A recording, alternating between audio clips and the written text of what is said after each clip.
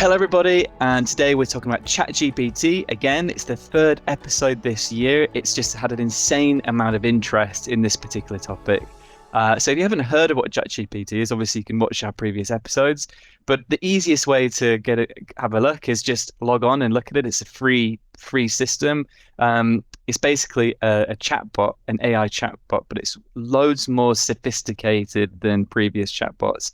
It's actually quite eerie. What me and Dean was saying, it's quite human-like, which it can really trick you thinking that there's actually someone on the other end writing those messages, but there isn't. It's AI.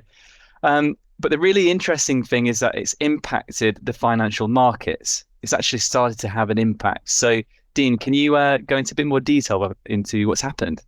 Absolutely. Thanks, Tom. There's so much to talk about AI at the moment that it's a bit difficult to separate hype from reality. That being said, we saw some reality recently with the first real financial market impacts. It was to an online education company called Chegg, which saw a near halving of its share price in a single day after the company reported a hit to its business from generative artificial intelligence. In essence, some students started to turn to chatbots like ChatGPT for answers rather than subscribing to Chegg's services. So that's obviously a huge disappointment for that particular company, but there must also be some positive impacts as well from generative AI. Yeah, you're right. It's clearly not a great outcome for Chegg and companies like them. However, as with all big technological leaps, there are big winners as well as losers. For every Nokia, there was an Apple. So the challenge with AI technology is the speed with which it can be deployed. So who is sort of co-opting it and using it already in their businesses? I'm sure there are lots, and there are lots of companies who are keen to talk about it for the positive halo effects. But here's a couple of examples.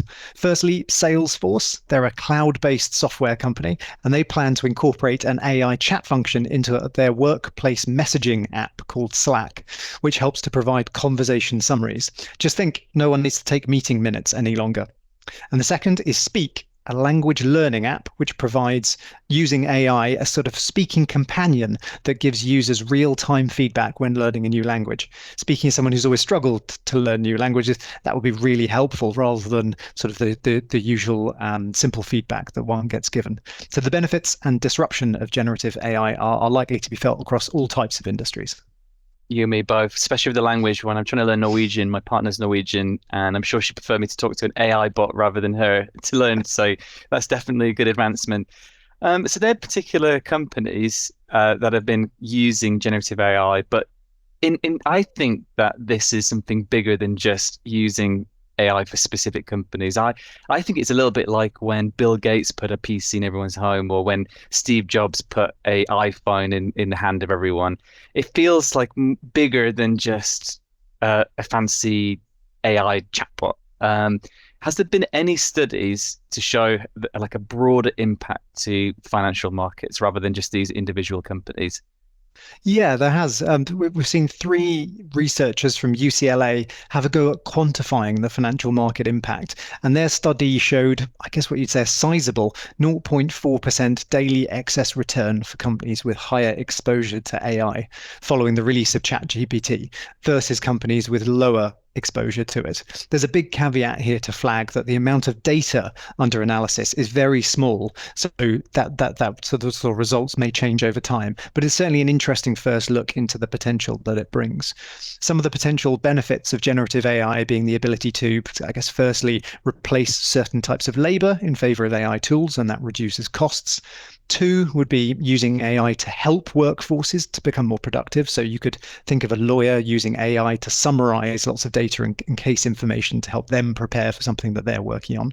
And three, there's every chance that with such a democratic technology, the gains simply accrue to consumers, and we'll end up with better products and services at the same or lower costs.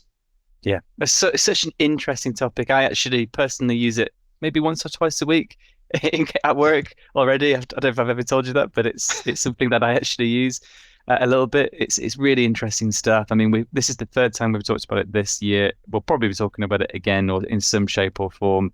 But yes, we'll keep everyone up to date with what's going on. If you haven't been on ChatGPT or one of the other sort of generative AI bots, take a look. They're all free.